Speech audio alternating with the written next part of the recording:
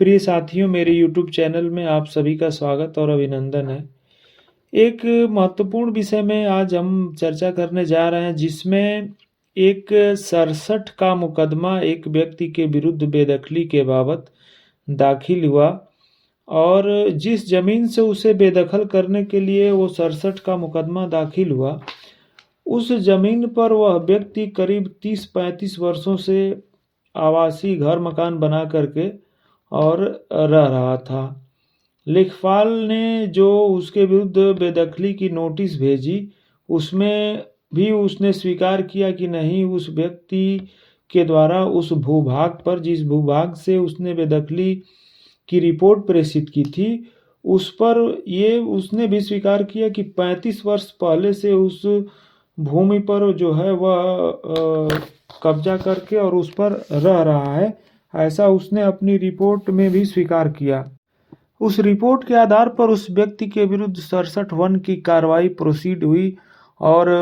तहसीलदार न्यायिक के समक्ष जो है वह 67(1) की कार्रवाई उसके विरुद्ध योजित की गई, जिसमें उसने यह प्रोटेक्शन लिया कि नहीं, मैं 35 वर्षों से उस ज़मीन पर काबिज हूँ और वह ज़मीन सार्वजनिक प्रयोग की नहीं है। तो 67(क) की पात्रता के संबंध में उस व्यक्ति द्वारा कथन किया गया और इन दोनों बिंदुओं पर विचार करने के उपरांत न्यायालय ने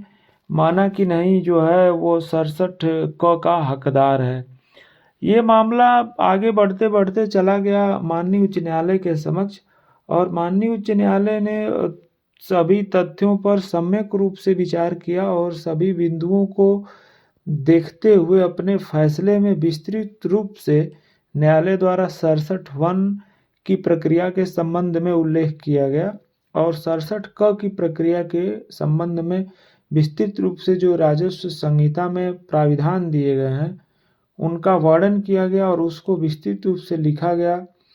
जिसमें धारा 67(क) में जो ये वर्णित है कि धारा 64 की पात्रता रखना चाहिए उस व्यक्ति को और ऐसा मकान 29 नवंबर सन 2000 को विद्यमान होना चाहिए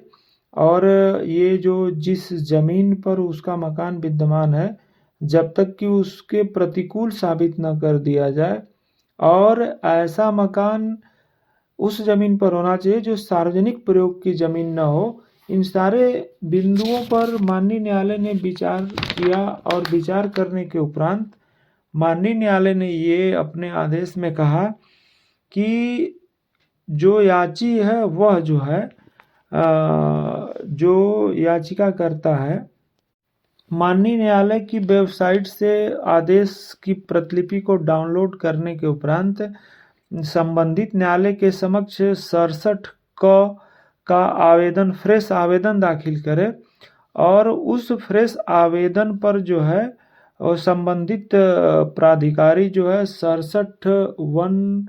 की जो कार्रवाई चल रही थी जिस मुकदमे में, उस मुकदमे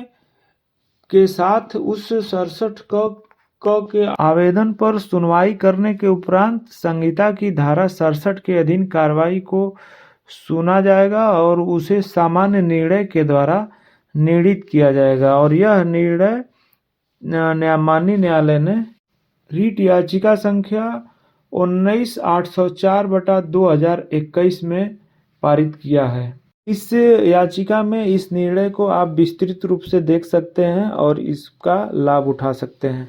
और ये जानकारी आपको कैसी लगी ये कमेंट बॉक्स में ज़रूर बताएं और यदि आपने हमारे चैनल को सब्सक्राइब ना किया हो तो कृपया इसे सब्सक्राइब करें, ऐसी जानकारियाँ आपको प्राप्त होती रहें। धन्यवाद।